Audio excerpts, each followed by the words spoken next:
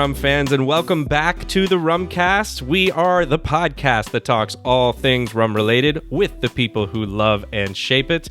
We do have a great interview episode lined up today with Herbert Barbancourt-Linge of Providence Rum in Haiti, and learning a lot about Haitian rum and more about Clairin. But before we move into that, let's check in with co-host Will Hookinga in Tennessee. Will, we just dodged another hurricane here in Miami. How's everything up there for you? Yeah, it was sweating bullets up here for you down there. I'm glad to hear everything came through okay. I'm doing well up here. You know, I don't know if you have experienced this phenomenon. You probably have because we share an email address for the show. But we've been getting so many messages, which I love to see over the past maybe week or so.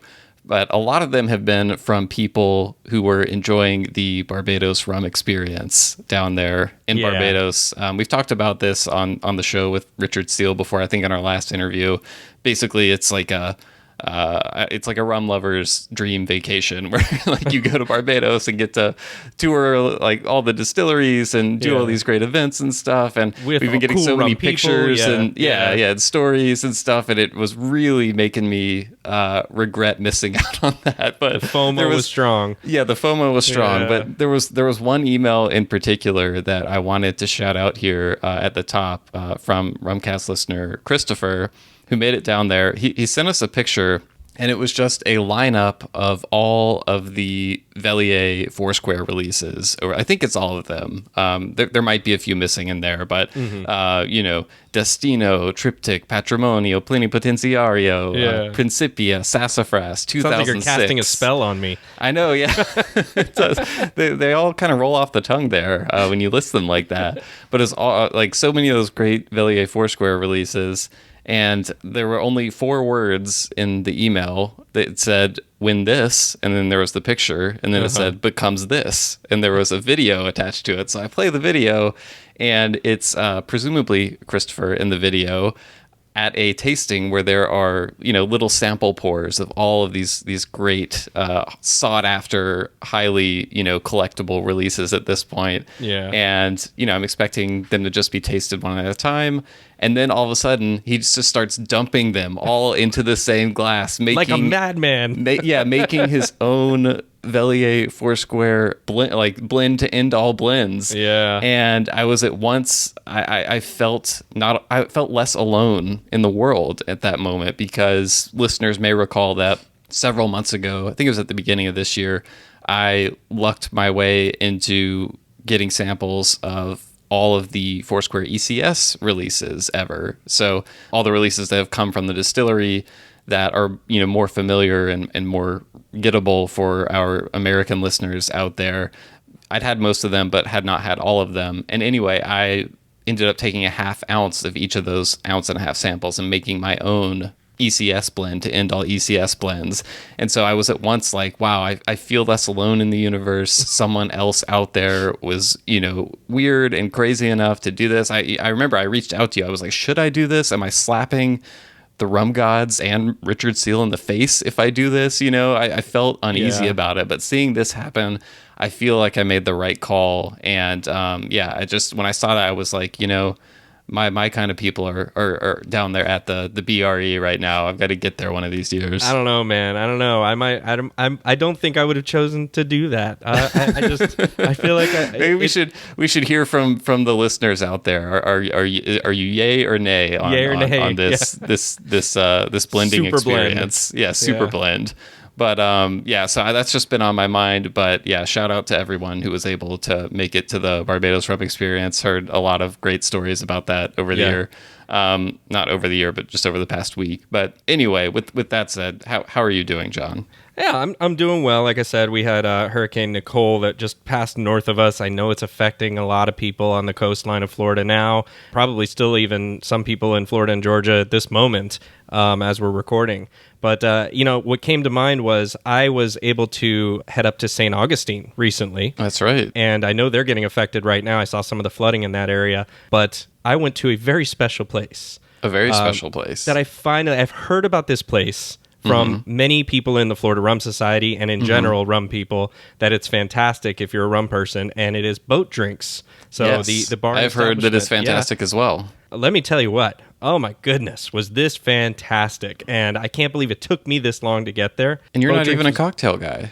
I'm not, and I actually only had neat stuff when I was there because There you there go. is a 200, 400, I don't know, there's first of all there's two bars. There's one upstairs and one downstairs with identical rum selections, which was like, oh my wow. goodness, craziness, awesome. And Rob Crabtree, the owner, also I think a listener of the podcast, he was very very accommodating and showed me what he had there. And they do have fantastic cocktails and food as well. But I was there for the rum, of course, Right. and Yeah. and wanted to get some of those, looking at that huge selection that I had never tried before. So So what were you able to mark off your list there? So the first one I tried was a Worthy Park Madeira finish, and that one was fantastic as Worthy Park is. But I'll say the ones that really kind of lingered in my mind a little bit more. There was an El Dorado, the cask strength series that he had there, Yeah. which Yeah, is the newer. newer ones. Yes. And so I hadn't seen those yet. So I tried the Versailles at Rob's recommendation of that one being fantastic. I'm sure they're all good. And he was right. That one was so good. I've never had a cask strength from El Dorado before from DDL, and Like directly man, from the brand. Yeah. right, directly from the brand, because I think I've had some of the Hamilton single casks. Right. But it was really, really good, and really, just enjoyed it so much. But that's not even the one that stuck out to me the most. Oh yeah. Yes, one that even stuck out that I was just floored by was the St. Lucia Old Hamilton 9-year. Oh, that's right. You were able to, the mythical sought after Hamilton St. Lucia's. that Felt like everyone a always holy wants. grail. Yes. Yeah. For good reason, Will. Let me tell you, because I've had some really good St. Lucia rums. There's not a shortage of them around, of course. Yeah. You can get some St. Lucia rums nowadays. But this cask strength 9-year Hamilton was the best St. Lucia rum that has ever touched my lips. Yeah, those are amazing. Bar none. I've had Yes. samples of all those Hamiltons, but I'm so annoyed that I see people all the time who just like happen upon them still somehow out in the wild. Like a and Dusty? Yeah. I've never seen one in a store before, so Yeah. I did- feeling pretty jealous about that. Very early on in my rum journey, I went to a place here in Miami locally that had one, and I did not buy it Wow. because I didn't know any better yet. And If you had a of time course- machine, Yeah, you could go back and yeah. slap yourself in the face. Yes, but thanks to Rob so much for that experience and for having that at the bar, because I mean, hey, there's still some there if you want to go there and check it out after the hurricane does its thing here and the water dies down a little bit. I'm sure he would appreciate it. And if you're a rum lover and you're ever in St. Augustine, it's definitely a place to visit. So I know I will if I'm ever in St. Augustine. For now, though, my mind is on Haiti, the place you mentioned at the top of the show. Our interview on this episode, as you said, with Herbert Barbancourt-Linge, he is wearer of many, many hats down there. So I think one of the main reasons we wanted to talk to Herbert was to learn more about Providence Rum, which is the rum that's made at Distillerie de Port-au-Prince in Haiti. It's one of the newer distilleries in the Caribbean. It was built in 2018 in collaboration with La Maison Velier, which is kind of another interesting angle here and something we talked a lot about with Herbert, because his relationship with La Maison Velier goes back before the Providence project.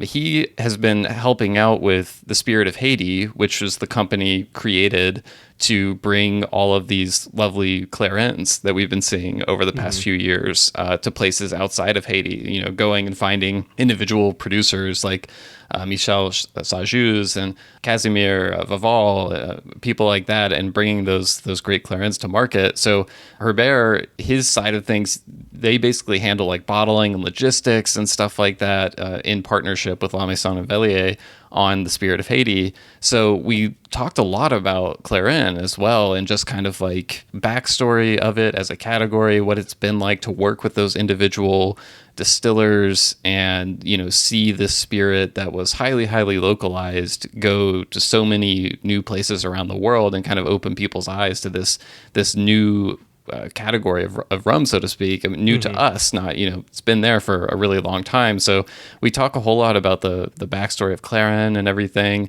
on top of what they're up to at Providence. I think listeners may be familiar with the two releases they've done so far, which was Providence First Drops and Providence Dunder and Syrup, two unaged releases that definitely saw widespread reactions to all around the rum world, and they have really exciting things in store as well in terms of aging and stuff like that. So talked a lot about that. Also touched like his family also has another company that produces a rum brand called Rum La Bay. So we talked about that as well, and just all things Haiti. Really, really interesting conversation.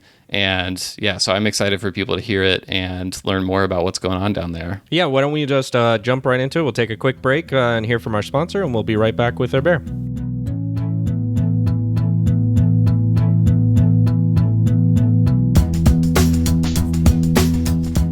Hey Rumcasters, this episode of the show is sponsored by Down Island Spirits, a brand new independent rum bottler that has just launched the first releases in its single cask rum series in the US. The founders of Down Island Spirits started the brand to solve a problem many rum enthusiasts are all too familiar with.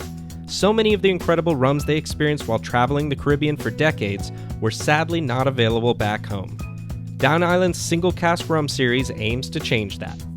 The first 4 releases include everything from a 20-year-old 100% pot still rum distilled at Foursquare Distillery in Barbados to big, bold rums distilled at some of our favorite Jamaican distilleries.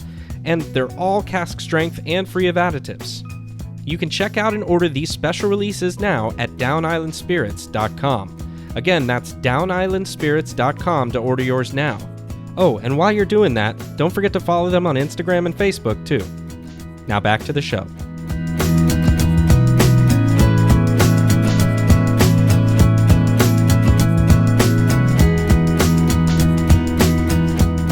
All right, we are here with Herbert Barbancourt-Linge, who is running things. Herbert, I found it hard to actually condense everything you do down into a title. I was looking back at kind of a Q&A that was posted with you a couple of years back, and there was a section of it that says what he does. And it says that you oversee administration, production, sales, distribution for Burling Rum, Spirit of Haiti, and Distillerie de Port-au-Prince, which is where Providence Rum is made. And on top of that, you're also distilling. So, the first thing I wanted to ask is just, what did you do today? Of all of those tasks? Because, wait, what didn't you do? Yeah, what didn't you do? Maybe that'll be easier. That may be easier. But yeah, what's been keeping you busy today? What does a typical day look like for you wearing all of those hats?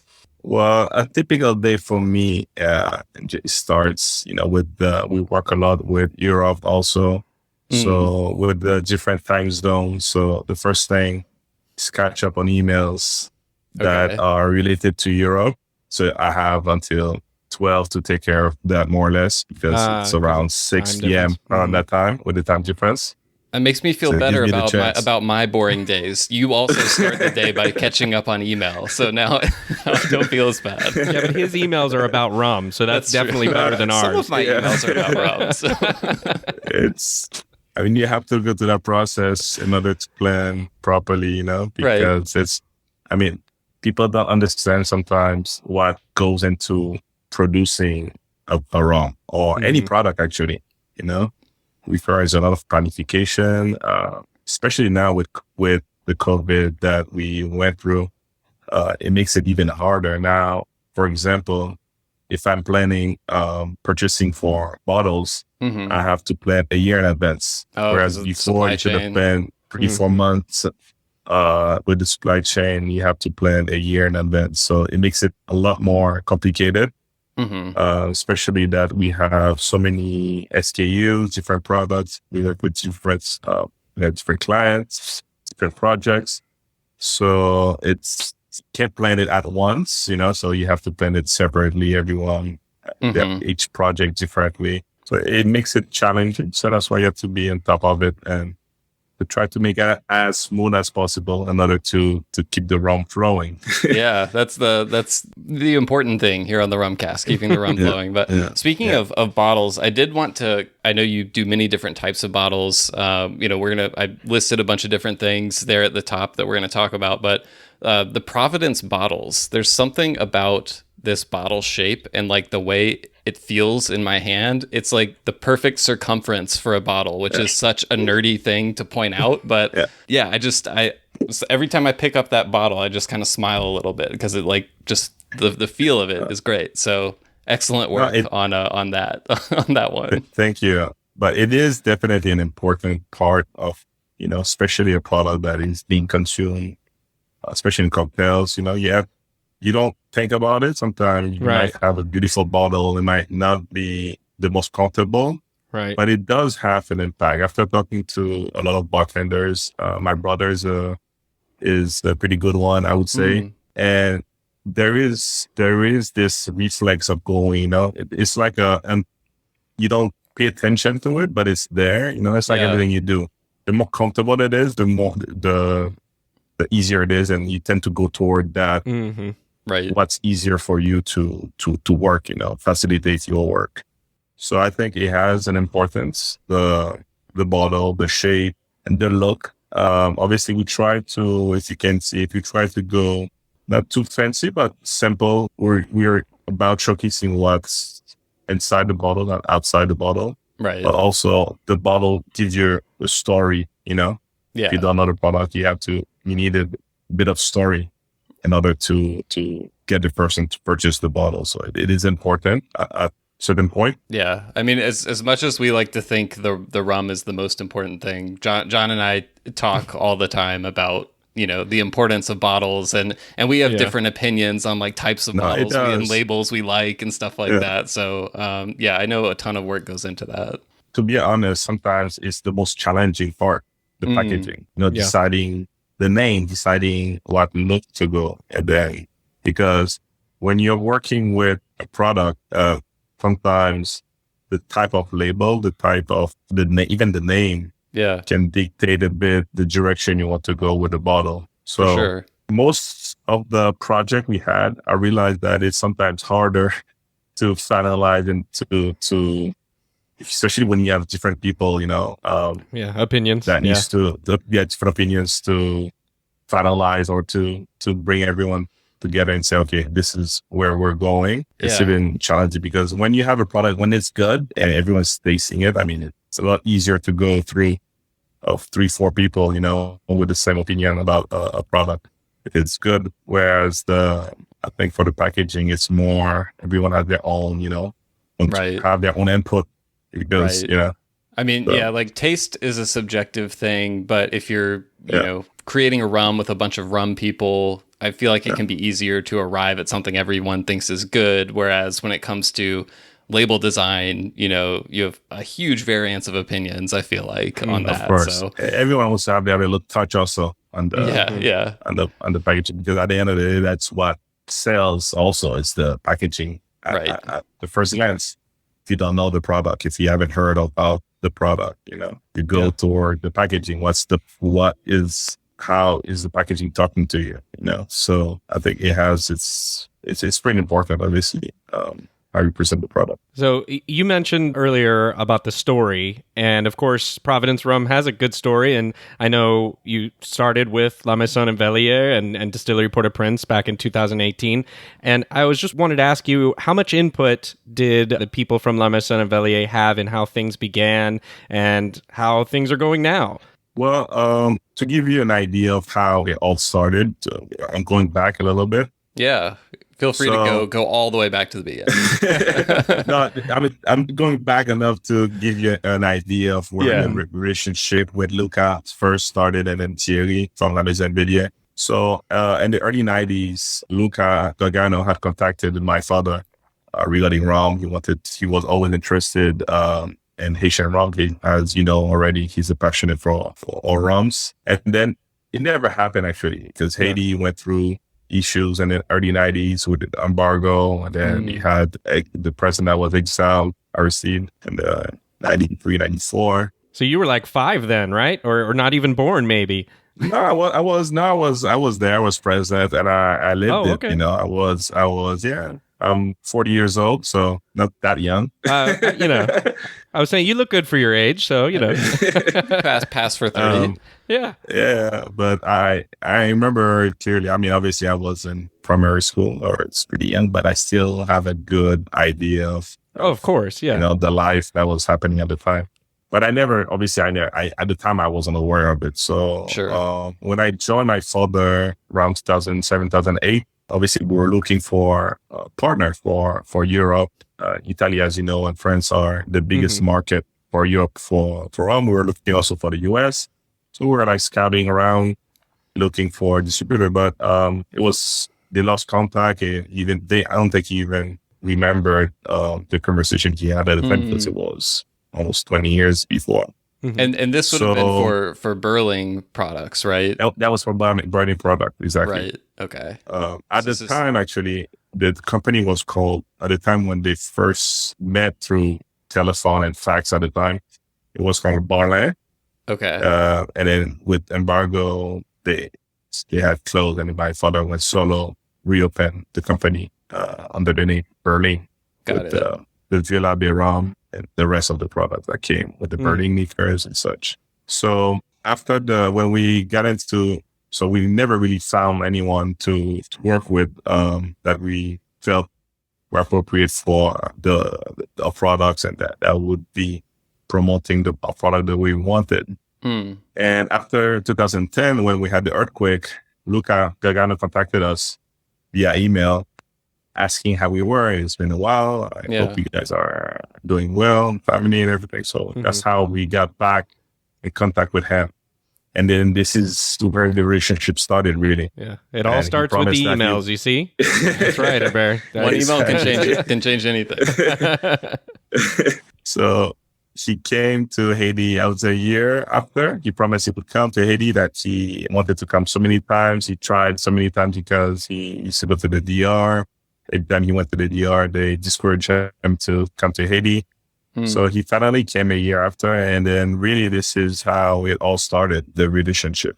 So at the beginning, we started with the Velier rum, and then this discovering, and obviously Duca had a lot of it, as a lot of people had a lot of questions about Clairin, what was Clairin, because it's something that's really, it wasn't exported before, it was only consumed locally mainly. So if you found Clairin, maybe if it was accessible somewhere else, it would be somebody bringing it to a family member or some friends from Haiti. So he went to discover what was Clairin. This how he found that it was his new passion, basically.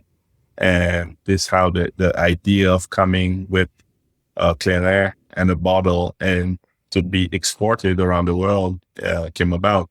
When he first kind of came to you with that idea of, being so interested in the spirit that the rest of the world is very unfamiliar with and wanting to bring it to other places, was that, like, what did you think of that concept the first time you heard it? Like, was it surprising to you? Was it something that you were expecting to eventually happen? Or like how did that strike you? Do you remember?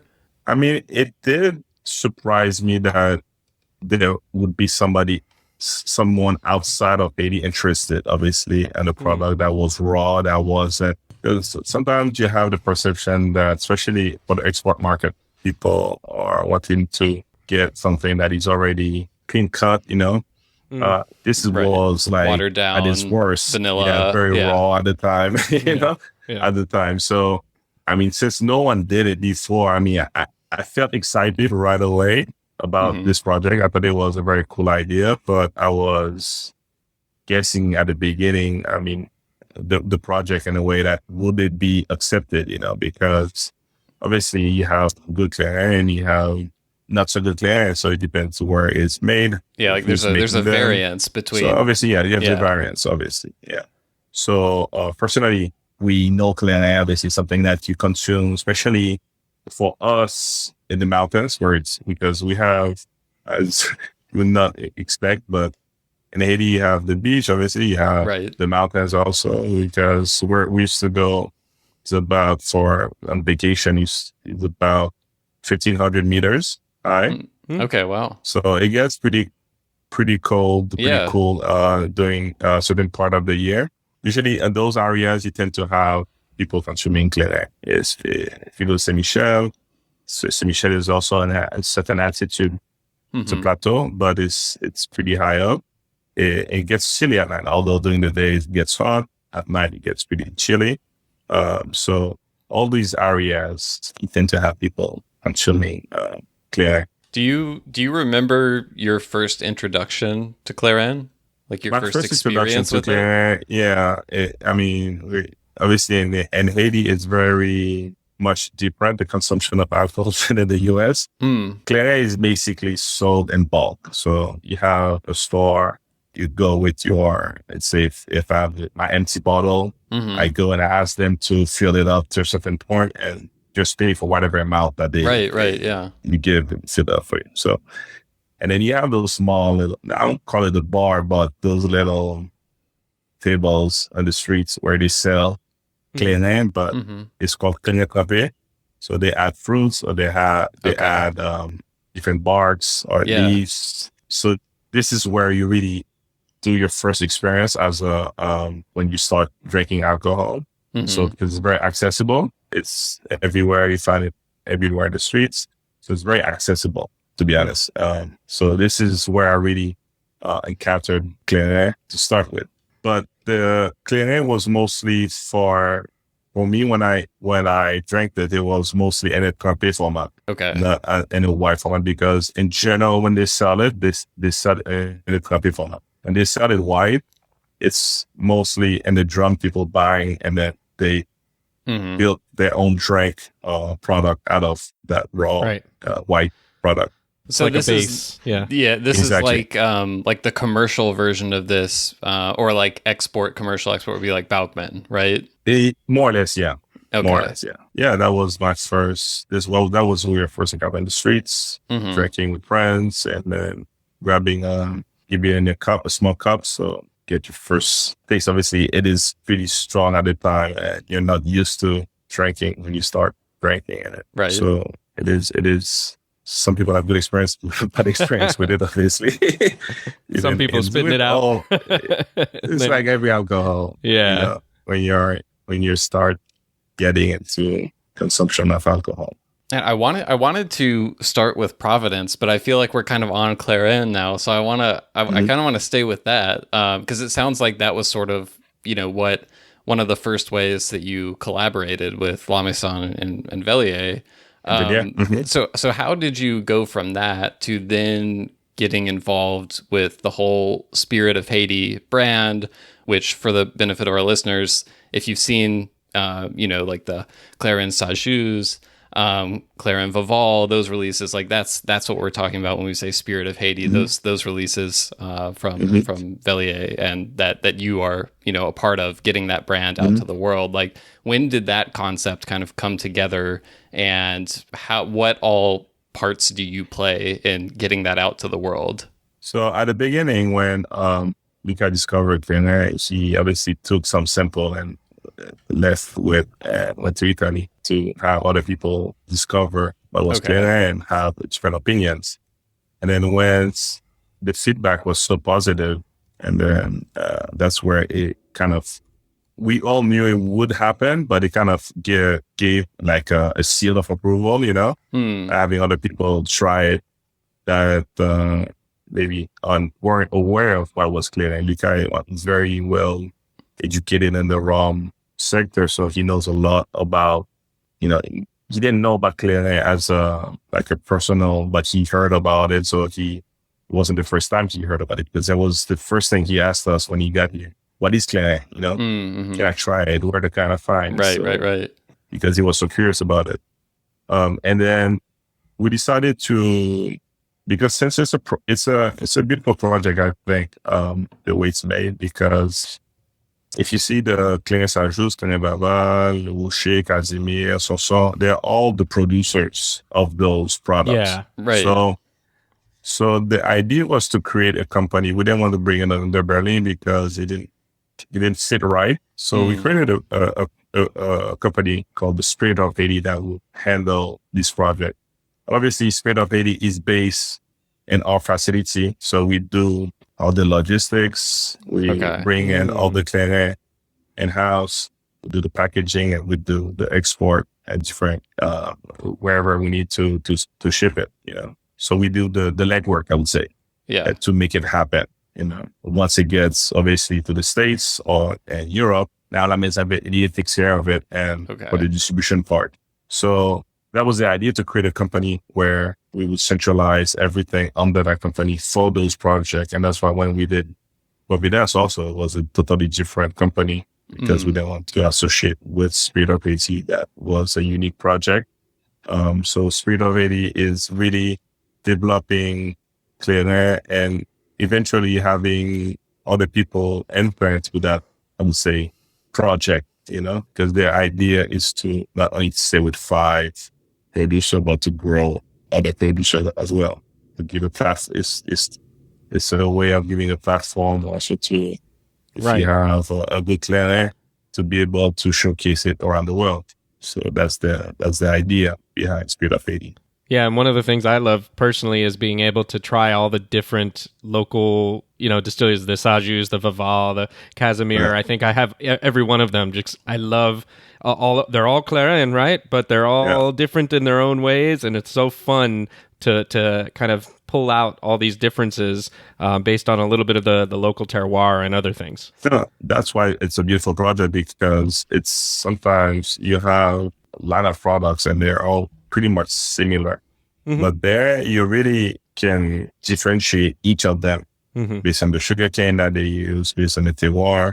And I think the terroir is very important. I know it's something that Luca fights a lot for because we experience it also having the same cane planted different places, and you can tell the difference between the terroir. Not only in the terroir, the still also is very unique. Every still is unique and will give you a different product as well.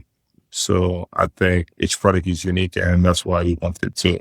Because it would have been easier to have one brand of Clairin and then push it. But the idea was to showcase and have people understand that the work that goes behind every single one of those products and how unique they are also. And that's why the idea was to keep them separate, to showcase that those different characteristics that each of those products bring to the table.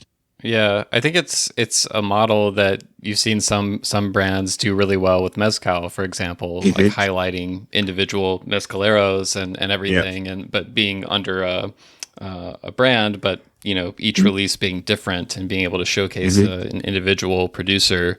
What were the first conversations like? When you went up to a Michel Sajus or any of the other producers and we're like, hey, here's what we want to do. Like, we know this is something you've probably never done before. Like, what were those initial conversations like? How did that go?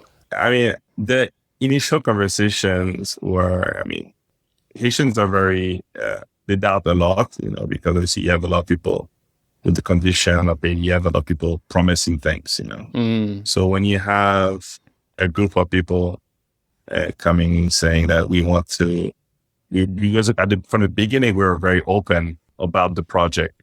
And Luca was very open, wanted to be very clear. They didn't want to hide what would be the project. So the project is having your product under a brand that's your name. So initially when we spoke to them about it, they seemed interested, obviously, but they were obviously doubtful. Maybe a little guarded, maybe a little skeptical. Exactly, skeptical initially. And then when we started buying from them and showcasing the product, and they realized the project became a reality. I think that's where everyone kind of say, okay, this is a true project, a true opportunity for them to showcase what they can do. So, were any of the producers that you ended up going with first, did you or your family, have any connection or relationship with any of them prior to this? Or did you just kind of like find out about them through the process of like, hey, let's go find some really great Clairin? No, we work with other own site initially before, but for the producer that we under the project of Spirit of Haiti, it was they were new to us. We didn't work with them. I don't know my father, but personally, myself, I didn't know about them. So it was all new to us. So Luca, I think, met, for example, Sajus. It was a pure hazard when he went to Ilavache, so they have a resort there. And it's Sajou's brother has a small hotel there on the island. And because I was asking them obviously at the bar if they had Clairin, they knew about Clairin. He's like, yeah, I'll show you Clairin. And it's how he discovered Sajou's, for example. That's his brother, yeah. So, and then there was someone that was at the hotel, close by to the hotel he met, and she said, oh, you're interested in Clairin? I have my uncle that does Clairin. I know a guy who knows a guy. Yeah. This is how it started, Yeah. Then, 6 degrees of Clairin. The only one we knew, I would say, out of the 5 would be Sanson that we knew before, because it's closer also to Port-au-Prince. But yeah, the others were all new to us. But there's so many producers. I mean, it's incredible. Now that you've kind of started doing it and people are able to see, what the finished product looks like and see it reaching all these other places, do you have any local producers coming to you being like, hey, we're making really great Clairin too, let me get next. Exactly. Yeah. Like, how do we make this happen? Do you see a lot of that? We do get, obviously we want to, when we work with the producers, we want to find something unique, obviously. I mean, we don't want another Sajous, we don't want another Baval. Maybe in the future it can happen, but for now we want to have, since we don't have that many, we want to have people that can present us something that is different, Yeah. Whether the sugar cane, it's whether the terroir. There has to be something a bit different. Because if you go, let's say in Saint-Michel, there's so many in Saint-Michel, so I'm not saying that it would taste like Sajous, but there's a lot of similarities in the cane that maybe they would be using, or type of stills, or the terroir also. So yes, we do have people coming to us, and we are trying to work with them also, and we want to participate. But obviously, we are being careful also how we introduce, because introducing too many producers at once, I think you have to be careful how, because it takes a lot of work to put a product out, If you throw out like 20 different producers at once, everyone's going to get kind of lost in the shuffle. Some of them are going to get lost. You won't get the result that you're looking for. So you have to give each of them enough attention to allow them to have the success that they deserve. Yeah. You have 20 different favorites out there. All 4 of the, or 5, I think now, of the ones that I have different people who like them and say, oh, my favorite is the Sajous, or my favorite is the Vival. And everyone has a different team. Exactly. So if you do that with 20, you're probably going to have 20 different favorites. Exactly. So how did you go from, you get Spirit of Haiti going, you're doing some cool stuff there, and then you decide to start a distillery together, which is, another huge step. It's not, the same as just starting. You're starting another company, but it's also now you're going to make rum now, which is a huge undertaking in itself. So how did those conversations start? And I'd just love to hear like how it all came together. Well, for the distillery itself, it's something that myself and my father, we started discussing about it a long time, even before Luca. But it was always something happening, something pushing it back, and also deciding which direction to go. What type of still, what type of raw material we'll be using. Are we using sugar cane? Are we using syrup? Because what's happening also in Port-au-Prince is becoming more and more difficult to cultivate sugar cane, because you have a lot more people coming to Port-au-Prince. So the areas where you used to have where you had the plains, you have a lot more urban areas, people living in those lands. So it makes it a bit difficult to work with the sugar cane at Port-au-Prince. And I think that was one other thing also that kind of slowed us down in deciding how to go about this project, because for me personally, I knew that if we wanted to do a new project, it would have to be outside of Port-au-Prince. I was deciding where, so that was the challenging part. So with working with all these different producers, we were obviously going in and out outside of Port-au-Prince very often.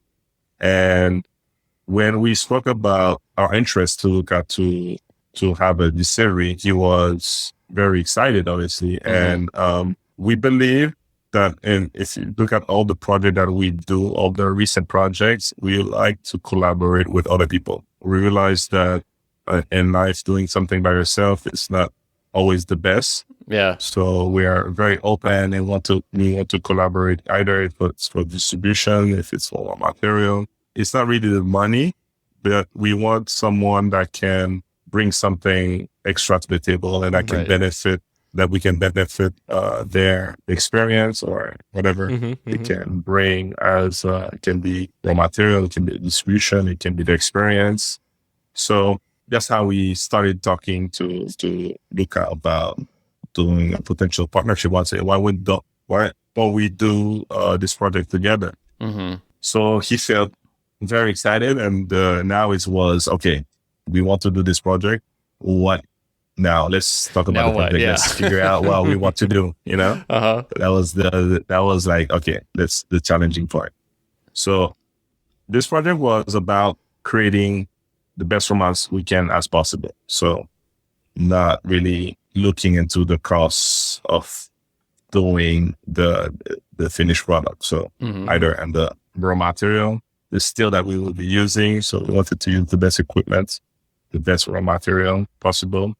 And this is how we went about using the Mueller pot still. Because I think for me personally, I tried and I worked with different ones. And for me, it's very unique still. And the quality that you get out of that still it's pretty amazing. I think for me, it's one of the best in the world. So the raw material was trying to find the best sugar cane. Obviously for us, and one of the best sugar cane that we noticed that is accessible in Haiti is the Clairin. It is a very small sugar cane. It concentrates a lot of the sugar, so it's very high end bricks compared to other ones. So it doesn't have space to absorb a lot of water. So, but I think people tend to neglect that sugar cane because a lot of the distribution or the distilleries in Haiti are very artisanal and they don't use sophisticated equipment to know, okay, are we measuring bricks or are we measuring volume? So I think they base themselves more on the volume that they would get out of the sugar cane versus what the potential of that sugar cane, the density of the sugar. Because at the end of the day, making rum it's not the liquid, it's the sugar inside the liquid, the juice that is important. So we might have the same amount of juice, but if I have a higher bricks, I have a bricks of 12, 14, which you have a Clairin versus another cane that is around 8, 9. Obviously, you have a higher yield also. So at the base, it's a very sweet cane, has a lot of sugar. And since it's unique, people weren't using it much. So we felt that it was the right cane to develop and use for Providence. And did you hit the ground running with that, or did you do any experimentation with any other varietals that are local, or it was just kind of like for those reasons you knew this is what you're going for and it's full steam ahead? Even before doing this Spirit of Haiti with Luca, Burley in itself worked with different people. So that's why it was easy for us to include a project like Spirit of Haiti to Berlin, because we work with a lot of, we have different suppliers for rum. We work with different type of producers. So we had this connection already with different distilleries, with different type of sugar cane. So it wasn't new for us. It wasn't, we knew what was good, what was the best sugar cane out there. So tested so many, even if you look at the Clairin projects, you have different type of sugar cane. So that already gives you an idea of what you can get out of a sugar cane or a variety of sugar cane. So yes, we did particularly do specific tests for that, but I think with experience and with what we had available to us, it wasn't too hard to decide, okay, let's go with the Clairin. Now, the more challenging part wasn't choosing the sugar cane, but it was figuring out how we would bring that cane from Saint Michel to Port-au-Prince. Right. So we're about 4 to 5 hours away on a regular no traffic type of day. So the idea was, how are we going to bring that cane to Port-au-Prince? Right. Because if you crush it where it's grown, then that's too far, probably. Too far. Yeah. We tried it. I mean, it's, you have good roads. Obviously, you have really bad roads too before getting to most of the, let's say within 4 hours, you have more than half are using bad roads to get to Port-au-Prince. Mm-hmm. So, but if you had good roads, it would be something I think possible, because especially if you have, let's say, a tank that is a certain temperature, you can conserve juice for a certain amount of days even, but obviously the road doesn't allow you to have so sophisticated trucks like that to carry the juice. So we did some tests and we did try to bring the juice to Port-au-Prince. Mm-hmm. We had some that didn't ferment. We had some that fermented right before arriving. I just started fermenting. Mm-hmm. Just hard to control all the variables. Exactly. Yeah.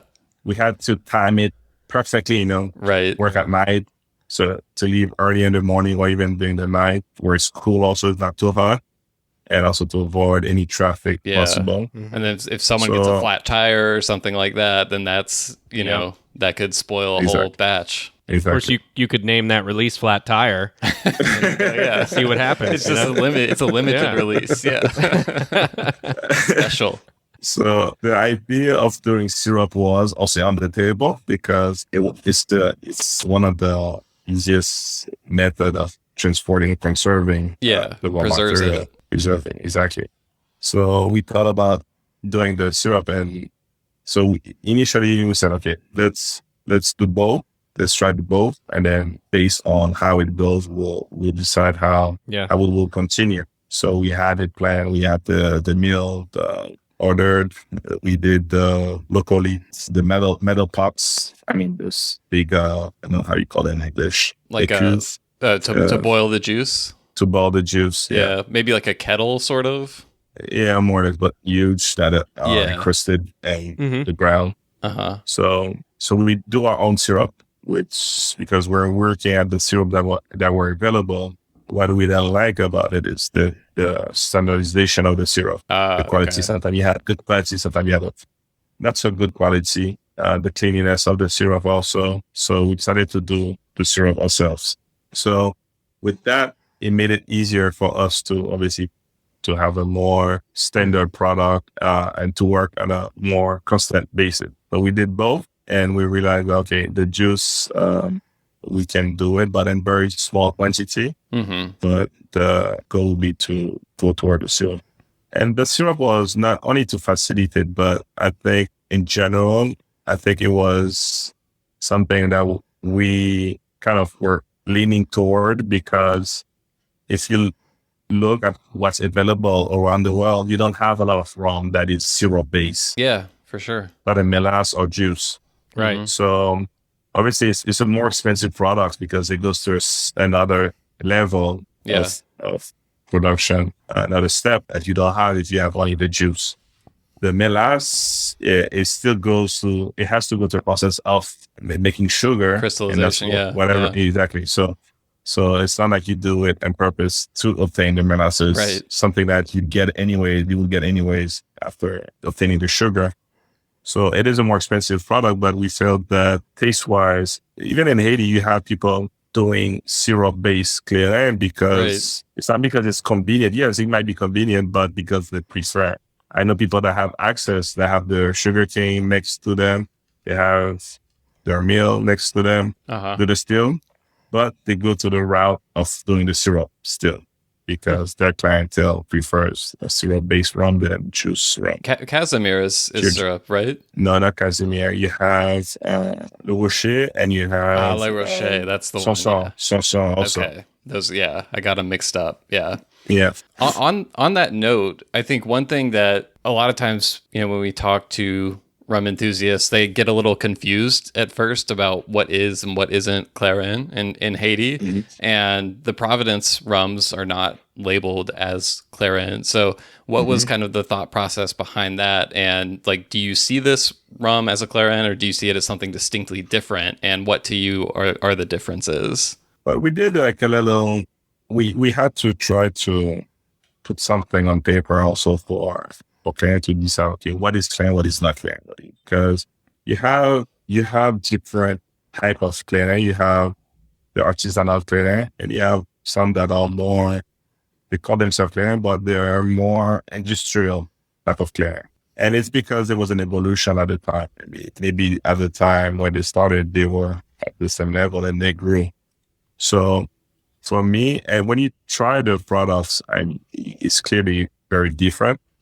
So I would call them more agricole rum than Clairin. For me, the difference between Clairin and rum is from the start is, obviously both can use the same sugar cane, but it's really the fermentation. Okay. The fermentation of Clairin tends to be longer because they try to do it natural. You're always accustomed to do it that way. So it's a bit longer than rum, which is a much shorter. Yeast, so this is spontaneous wild yeast, not introducing commercial yeast and that kind of thing. Exactly. Yeah. So the rum, it has this commercial yeast. You have this 24 to 48 hour fermentation, whereas the can go up to 5 days, the least, but can go up all the way up to 10, 12 days also. Yeah. This is really the base, I think, with the difference. And then you have the other aspect also. The transportation, you have a lot of the rum company in Haiti when they carry, and everything's cut by hand, it's true. But when you have those big trailers carrying cane. As most Clairin, you find it on donkeys or those carrying the cane. So you have this more human aspect to it, Okay. More natural, because you don't think about it, but the importance of using it, maybe it was done because that's what was accessible at the time, even for wine, if you think about it. If you take natural wines, the reason why they take their grapes by hand and they have maybe horses pulling them is to not contaminate their grapes with the fumes of the tractors. So it's not a question of efficiency, it's a question of giving you the product as is best state possible. Got it. It's like it's the most raw possible state and least amount of industrial as possible. Exactly. So that's where I would see the difference between the two. If you go anywhere, donkeys also are not only used for cultivating Clairin, but have been carrying the cane, but it's used to go to the market because a lot of those places are very far inside the country. You don't have access to gas station. Even if you gave them a car or a tractor to work with, they might not have access to, have the technical assistance or the fuel to replenish themselves whenever they needed to. Bulls, donkeys are used a lot for commerce also. So they sell fruits. They go to the market. They have like the central markets where they go and they exchange and sell their product that they cultivate. So it's a big part of their culture. People that are into the rum cultivation also, that are working in the rum industry and the plantations, they have their own farms also. So back home, they might have tomatoes. They have carrots that they'll be selling on the weekends to the market, sometimes during the week also. So beside the transportation and the raw material fermentation part, you have also the type of still. Yeah. The still that you tend to see in Clairin are more artisanal, a lot of direct fire stills, and a lot of copper, mostly the traditional. Maybe you find newer ones that are built recently that are with stainless, but traditionally it was made with copper. And copper has a very big importance also in the quality of the product that you get at the end. You might not see it or taste it, but when you have it analyzed, there's a huge difference. So you named the first release appropriately first drops, and then you followed that up with the second unaged rum release as well, which was called Dunder and Syrup. So I was wondering, how did the idea for Dunder and Syrup come about, and can you walk us through a little bit of the production differences between those two? So the first drop was, we did some different experimentation at the beginning and then deciding where we would go. So it was unique in a way that it was very difficult to replicate because it's a different style of distillation that we did first at the beginning with when we're trying to distill. So we have a bit of pure juice rum, and also mainly the majority is syrup for the first drop. So we always kept different sample of all the product that we did also for obviously for the little library too. Exactly. Yeah. We have people, bartenders coming in that we had them because with the Clairin, we did the Clairin Championship. I don't know if you're aware of it. We did it for 4 or 5 years, the Clairin World Championship. Huh. So we had bartenders coming from different places in the world, about 8 or 9 bartenders it was supposed to be every year, but it was happening in Haiti had stuff. Right. With COVID as well. Did this include your brother? Yes, he participated, not in all of them, but he participated in some of them, yes. No special treatment. I'm guessing it's still a fair no conflict of interest. No special treatment. So with that, we had a good, you had people that were in the industry that knew what they were looking for. Right. So we had them try different type of distillation that we had done in the past. And we obviously syrup, the pure juice, the mix, and a lot of them were leaning toward the syrup also. Because interesting. If you try like a pure syrup rum versus a pure juice rum, you will notice that there's a lot more aromas in the mouth for the syrup because the taste, everything is concentrated in the taste. Whereas in the pure juice, it's more in the nose that you get most of the aromas. It's a bit more, it's less present in the taste than in the nose for pure juice versus the syrup. So for somebody that's doing cocktails, it's very interesting to, they're more leaning toward the syrup, obviously, because it gives them a better impact on their cocktail. So that's one of the reasons we decided to go also with the syrup. Now, as I said, rum is, you have yeast to help you, although we try to have the most natural yeast possible to do a rum. But I wanted to get to a point where we didn't have to use yeast. So that's where came the idea of the Dunder. Because Dunder, adding to new fermentation, it allows you to ferment without having to add any yeast. Obviously, it gives you a longer fermentation. It's not a quick fermentation, but like I said, we wanted to do the best rum, not the quickest one, the rum in the industry.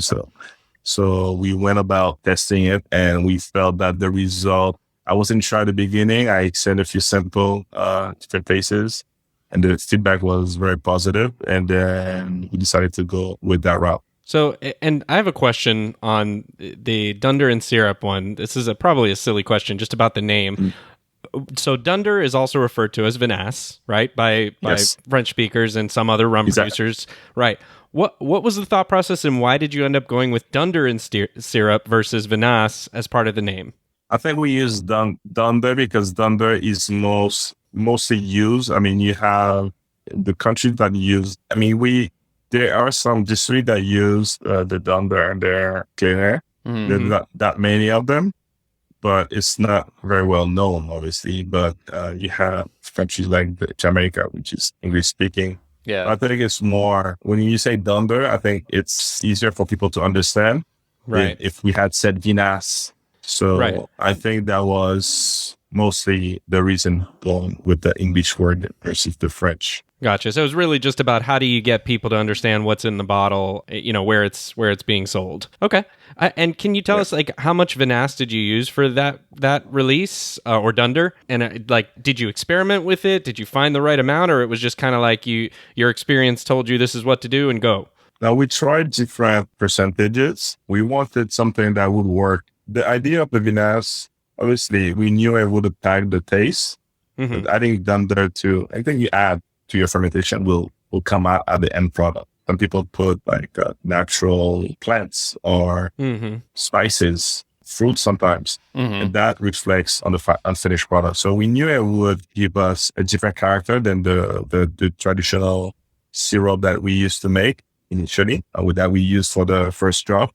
But the idea was mostly to solve this fermentation issue. That was my biggest objective, was to have a natural fermentation. So when we did some different tests to see, okay, is it 50%, is it 40%, 20%? Because we don't want it to be over, and we're not trying to compete with Jamaican rums. We want to have our identity also. You want too much of a funk We don't want too much of it. Because I think too much is nice, but I think for the long run, I think some people might be tired of somebody that's too overpowering. I think it is appropriate for certain times, but I think having it more subtle, I think it makes it it's a more versatile product to use, Sure, yeah. So we use about 20 to 45% on our mix. And are you still using a little bit of juice for Dunder and syrup as well, or is it all syrup? It's all syrup. So that's another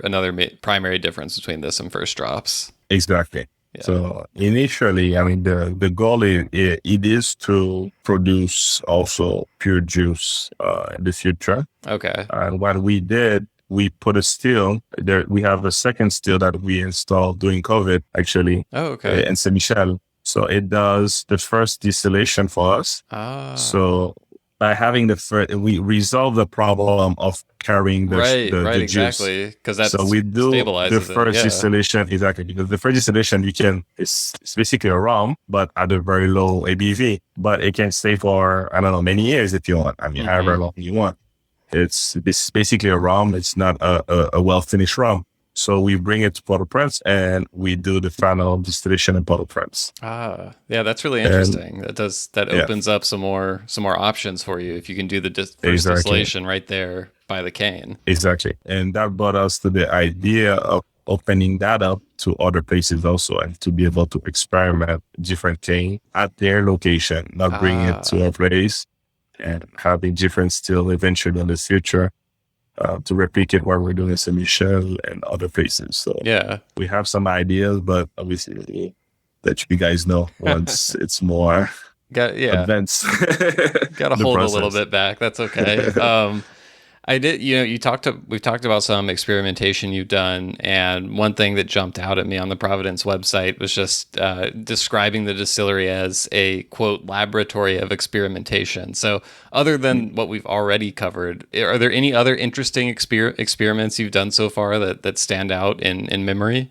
Well, we did an experiment that was pretty cool. There's, we have a small column also, 8 plates, but we have access to opening and closing each of those plates. So we did experiment also doing one distillation, doing 2 distillation. Okay. And the second distillation doing with different plates opening and close. So with that only gives you an idea where you can go with the product by distilling it differently. For example, you find in the aging process, we're studying aging also. We have over 200 barrel aging right now. So, and those barrels also, you'll find a lot of different not a lot of different casks, but different base of the juice. Right. So it's not not all the juice, same, but the finished product. Yeah. So there you find a lot of difference. But we did something a couple of weeks ago where we distilled the first distillation in Haiti and in Saint Michel, and we brought that project to another country. I won't say too much about it. And then it was distilled at another distillery also outside of the country. Oh, wow. So, and we did this with the same first distillation we did home also. And we were able to compare the two. And that shows you the uniqueness of not only the fermentation, the cane, but also the person distilling the product, where you have your final touch, because it was the same product that was distilled once, and then we did the distillation separately. The second distillation, we did it at our place in Haiti. And we did another batch, the same first distillation somewhere else. And when we compare, you could see the difference between the two. You know? Right. So it was really the cool only different variable is where that second distillation took place, right? Distillation took place, exactly. That's really cool. Yeah. So one thing it taught me also is the importance of the size of the still. It has a big impact on the finished product. So it sounds then like rum enthusiasts out there have some aged Providence to look forward to in the future. Actually, we will have aged products. I don't know when it will come out. We'll have a small quantity this year. Okay. Which we had a tasting, which we exposed the Whiskey Live in Paris. Yeah. Oh, cool. Everyone over there in Europe is getting to experience all the cool stuff before us here in the States. They're like, we're so behind. I keep seeing all this cool stuff from Whiskey Live. But Herbert, you're in Miami, so maybe I can come by and get a swig. Unfortunately, I don't have any with me, but next time I come, I'll definitely bring something that we can taste. I'm going to hold you to that. Yeah, definitely. There was another quote from you, a different interview that stood out to me, where you said, quote, "I hope to be able to change the perception of Haiti through our products by showcasing all of the beauty that lies in the Haitian story." So I wanted to ask just like, what in your opinion is the general perception of Haiti, and what do you think that perception gets wrong about it? I mean, it's very difficult to explain. And me being, for example, with what's happening in Haiti right now, I'm in Florida. Yeah. And observing what's happening. Obviously, I have my own experience and I've been through all the very difficult moments in Haiti. So I know how I lived them already. So I know, but being here, I can understand somebody that's not living in Haiti or hasn't been to Haiti and have a certain perception based on what they see on TV. Yeah. Obviously, when you see on TV, it's what sells. It's obviously not the most interesting part of Haiti, and Haiti, unfortunately, has been in it for good reasons. But you only see part of Haiti, you know? Right. Although you have all those difficult situations, but there's beautiful places that you can go outside of Haiti. What's happening is in Port-au-Prince mainly. Yes, you might have one or two cities outside that is impacted or that where this energy is being transferred. But in general, it's not Haiti, you know, Port-au-Prince is not Haiti. So this is where a lot of people get misinformed. Right. So they equate sort of what's happening in one area with the whole country. Yeah, exactly. I guarantee you today, if I go to Jacmel, but what's happening actually this past couple of weeks is impacting every region because we don't have, all the ports are closed. There's no fuel.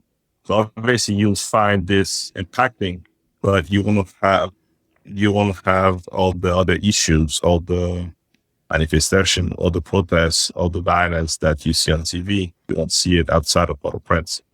Maybe in one or two cities, under the big cities outside of Port-au-Prince, yes, but not throughout the country.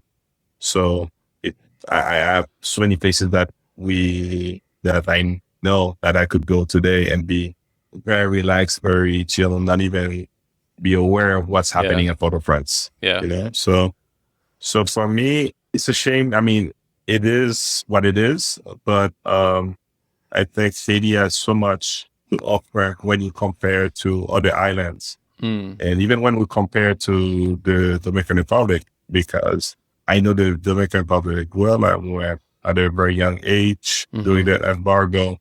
We still go often there because couldn't find anything in Haiti, so you had to go there to access a lot of things.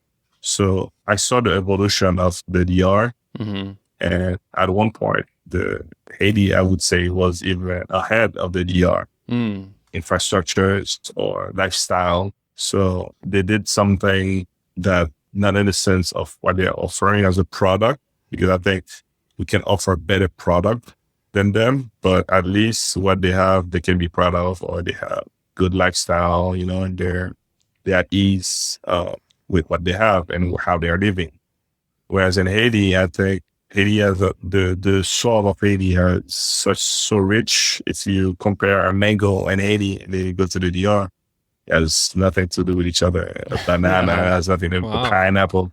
I mean, they even try to replicate some of the mangoes that we have, but it's impossible for them to do so. Mm-hmm. So in that sense, I'm not worried about that because I know that Haiti has so much to offer. If you look at even at the artistic sense also, we have a lot of great painters and great artists, singers. Mm-hmm. Haitian food. I remember when I used to go often to Haitian food. For me, it's if you go anywhere, you go in the street, eat well, you know? Yeah. And I remember going to the DR, maybe it changed now, but when I was younger, most of the paintings you saw that was being sold were Haitian paintings, really? Haitian arts in the DR. So but we have that we can offer, but all those circumstances that we're living is preventing the world to notice them and to enjoy and appreciate, you know.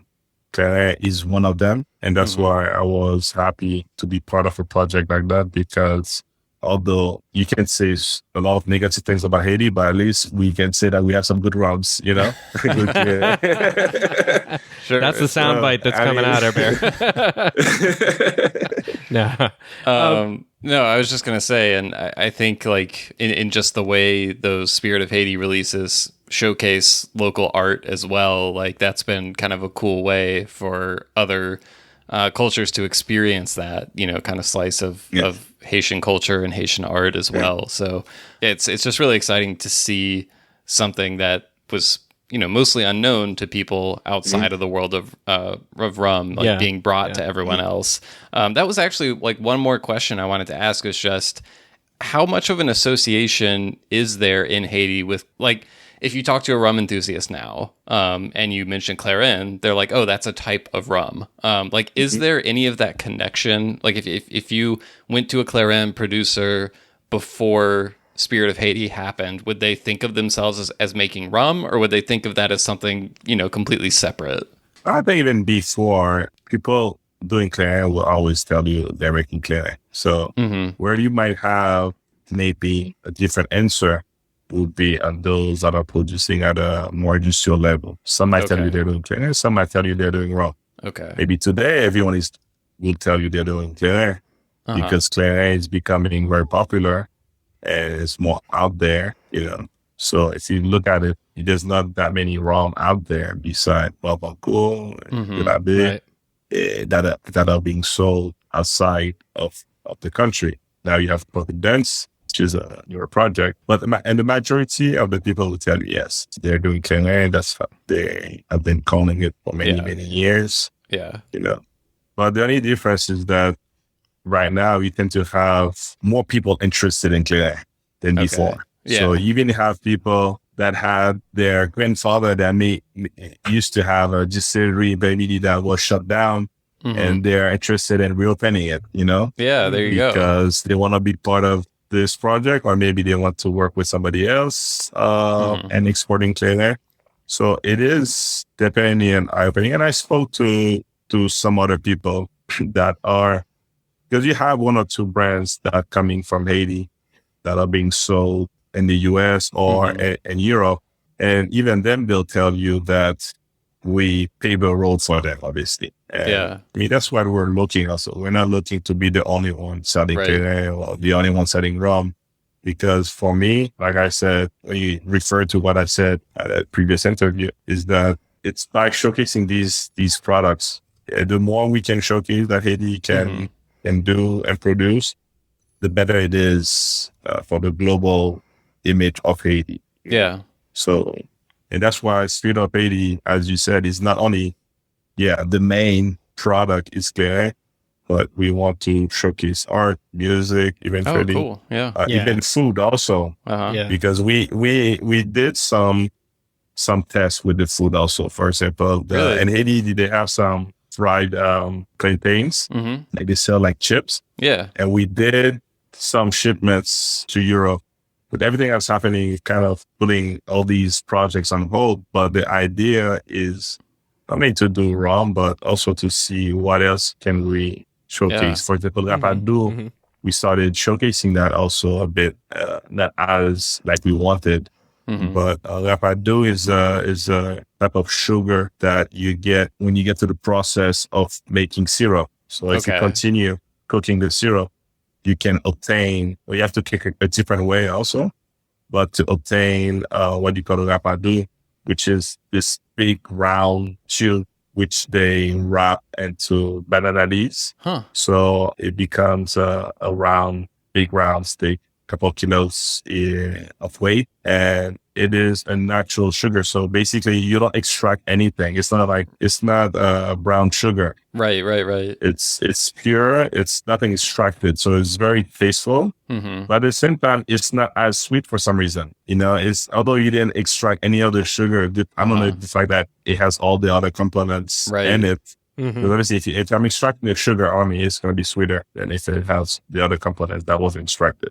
It kind of reminds me almost of like something like piloncillo in Mexico or something like that, which is kind of a more raw form of sugar that they sell in like big cones sort of over there. Exactly. Exactly. So it's not very sweet, but it does the job. And a lot of the people in Haiti outside of Philippines, that's how they sweeten their products. They have to do their juice or the coffee. That's what they use for that. That's really cool. Yeah. Well, I can't wait to see, what all comes next. And one more thing I have to ask, because I think people will be curious. Obviously, they heard when we introduced you having Barbancourt in your name, like your lineage goes back, with the Barbancourt family. Obviously, there's the Barbancourt distillery, which is separate from what you're doing. We've had Delphine Gardere on the show and interviewed her. Are there ever any collaborations between you and the Barbancourt distillery, or anything that might happen in the future? Well, I mean, like I said, we are open to work with, it's to give you, I don't know if you know the story, but just to recap a bit for your audience. Yeah, please. It was basically two brothers that separated in the 1800s.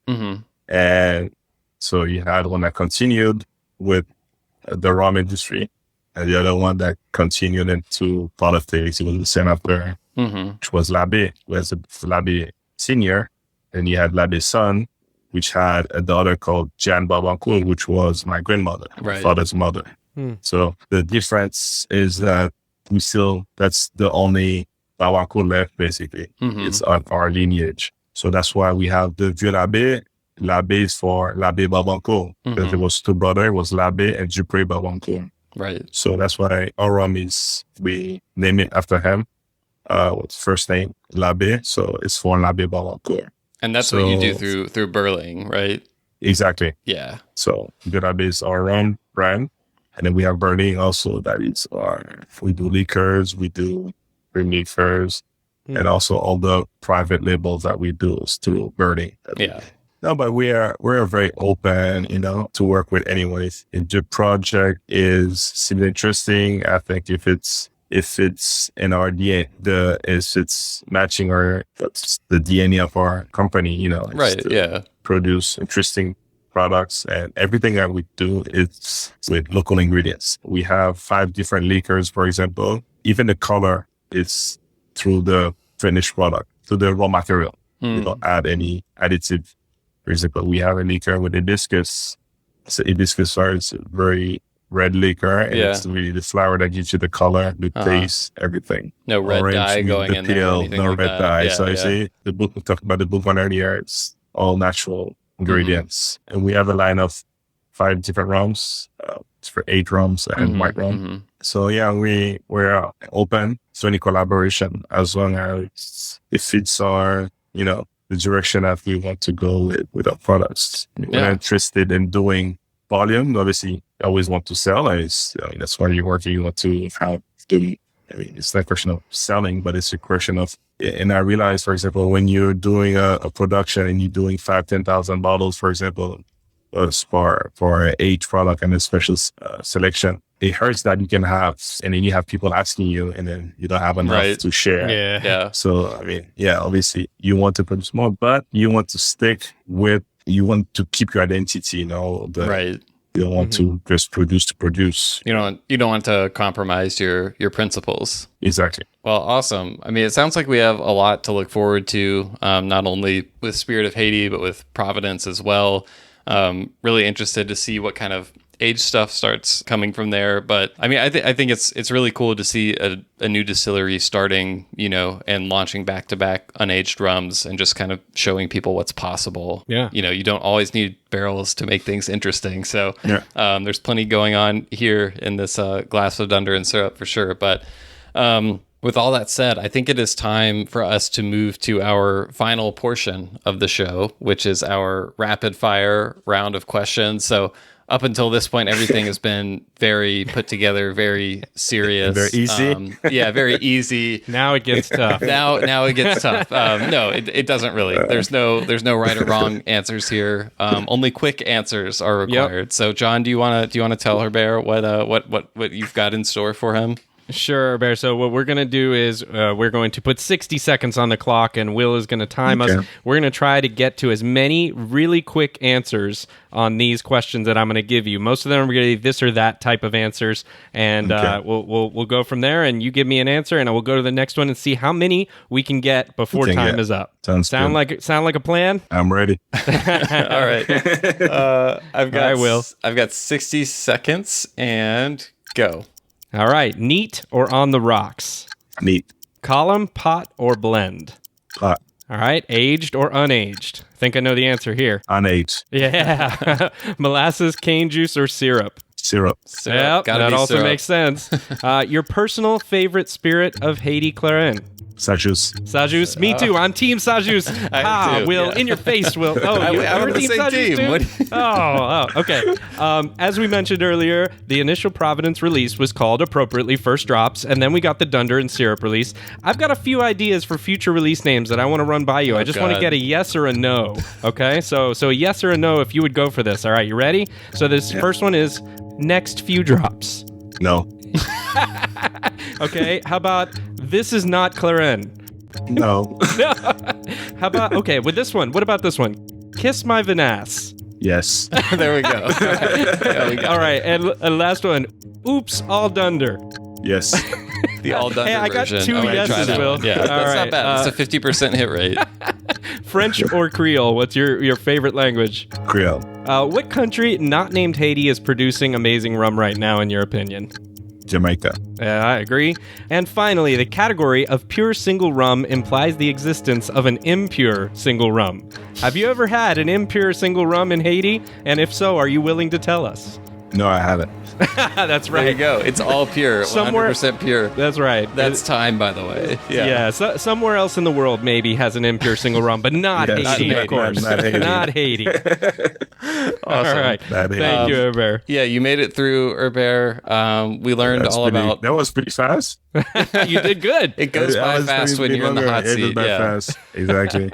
So before we go, I know we covered a lot of ground. Thanks, for hanging out with us for an hour and a half here. Anything we didn't get to, anything else that you want people to keep an eye out for coming from Providence or from here, Spirit of Haiti, or from anything else you've got going on?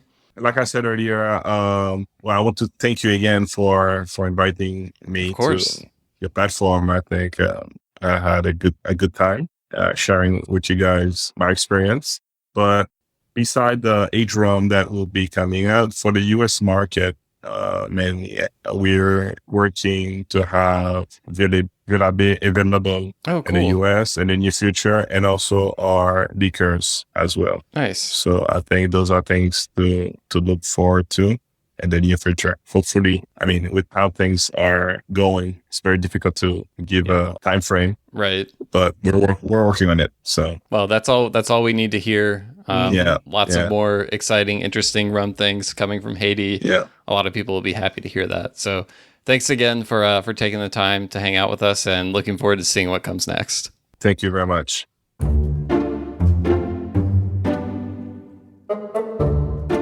All right, everyone. Thank you for listening to another episode of the Rumcast. Hey, if you have any experiences with Providence Rum, Clairin, any thoughts, questions, reactions to the interview, definitely send us an email. We always love hearing questions, comments, feedback from all of you out there in the rum world. You can send your email to host@rumcast.com. That's HOST@rumcast.com. We'll also put links in the show notes to the Providence website, places you can learn a little bit more about what they've got going on there. And you can also get in touch with us on social media as well. John, where can they find us on social media? Yeah, of course, we're on social media at Facebook and Instagram, as well as Twitter. At least for the moment, we're on Twitter. I don't know if Twitter's having a meltdown right now, but... Are we going to pay $8, John? I don't think we're going to pay $8 for the blue check mark. It doesn't feel rumcasty to me. Yeah. But yeah, no, we're still We won't on have Twitter. the check mark, but it is us. I'll check, make sure there's no imposter Rumcast accounts out there. Right. But yeah. Nobody out there listening to this, do not create a Rumcast Twitter with a blue check mark. We're on Twitter for the moment, and we're also on We're Instagram at the and Rumcast Facebook. everywhere, I believe. That's us, at the Rumcast. So get a hold of us there. You can always send us a message through those platforms, and we'll get you. We love hearing from you. So with that, Will, anything else, or are we saying thanks and signing off for this time? Oh yeah, I would just say if you want even more Rumcast, you can find us on Patreon. It's patreon.com/the Rumcast. We're doing bonus episodes, we're doing happy hours, kind of all kinds of extra fun stuff like that. So check it out and support the show if you would like to.